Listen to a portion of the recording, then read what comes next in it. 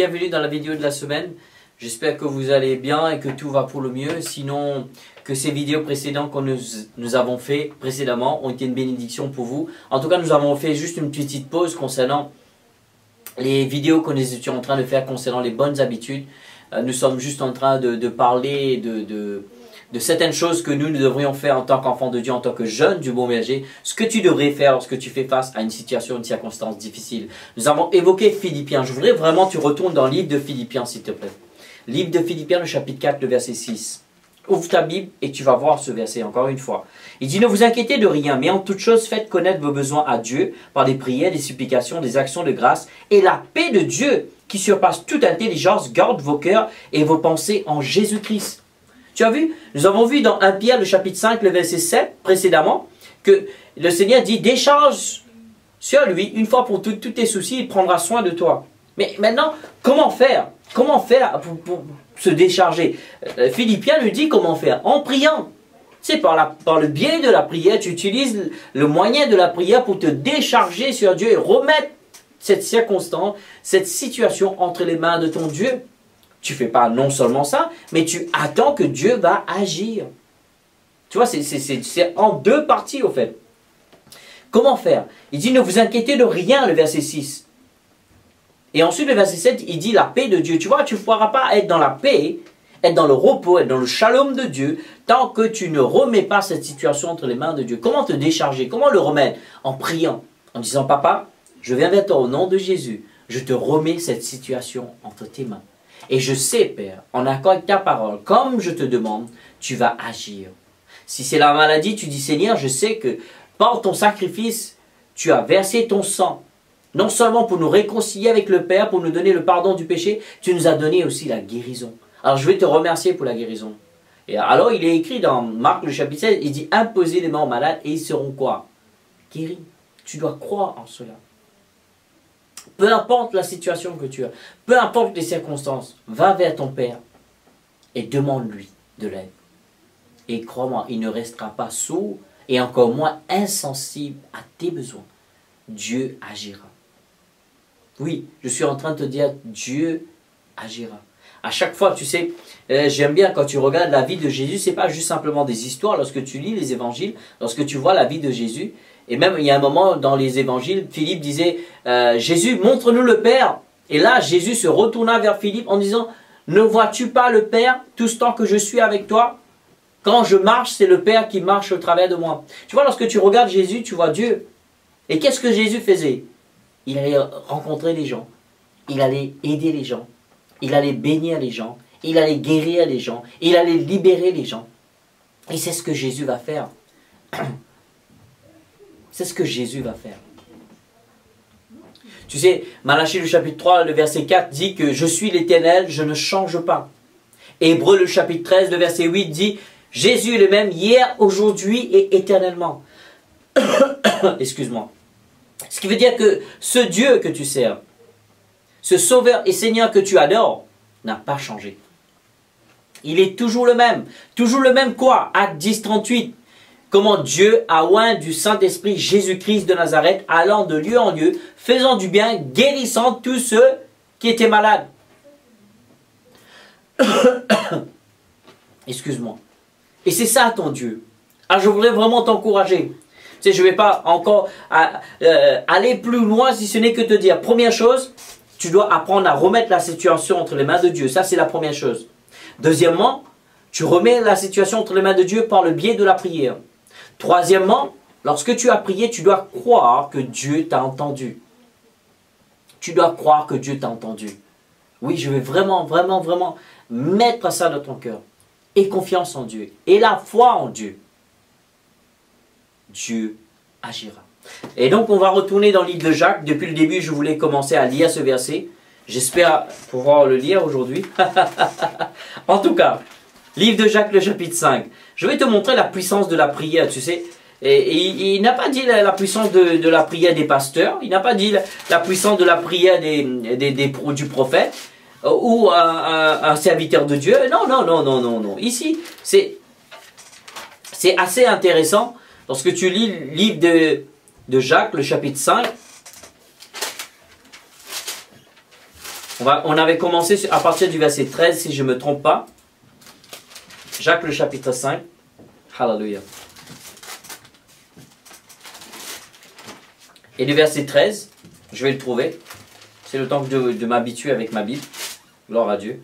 À partir du verset 13, il disait, « Quelqu'un parmi vous est-il dans la souffrance, qu'il prie? Quelqu'un est-il dans la joie, qu'il chante?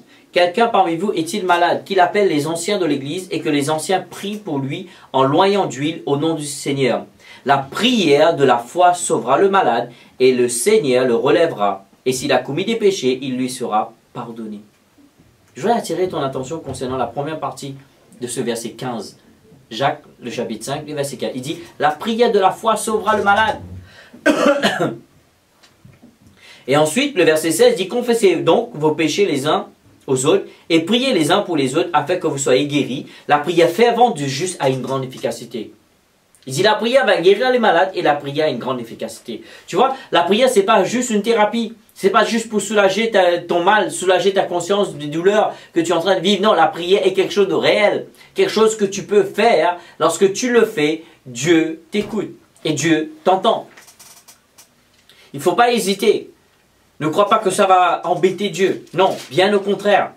Il dit que dans Philippiens, nous avons vu, il dit, ne vous inquiétez de rien, mais en toute chose, par le biais de la prière, faites connaître vos besoins à Dieu. Faites connaître vos besoins à Dieu. Gloire à Dieu. À Dieu. D'ailleurs, dans un premier épître de Jean, 1 Jean le chapitre 5, si tu regardes à partir du verset 14, il dit, nous avons auprès de lui cette assurance, si nous demandons quelque chose, selon sa volonté, il nous écoute. Mais maintenant, tu peux me poser une question, mais Samuel, comment savoir si c'est la volonté de Dieu? Est-ce que c'est pour quelque chose que Dieu t'a promis dans sa parole? Si Dieu dit que, par le ministère de Jésus, vous êtes guéris, alors certainement c'est la volonté de Dieu. Si Dieu dit, je suis le pourvoyeur de ta vie, alors certainement c'est la volonté de Dieu. Si Dieu dit, je suis le Dieu de paix, celui qui te donne la paix, certainement c'est la volonté de Dieu. Et 1 Jean le chapitre 5, le verset 14 dit, nous avons auprès de lui cette assurance que si nous demandons quelque chose, selon sa volonté, il nous écoute. Non seulement, maintenant que tu as compris que le fait de te décharger, de te débarrasser de tes inquiétudes, tu le fais par le biais de la prière. Deuxième chose que je veux attirer ton attention, c'est que lorsque tu pries, Dieu t'écoute. Dieu t'écoute. Il n'est pas sourd d'oreille. Il t'a entendu.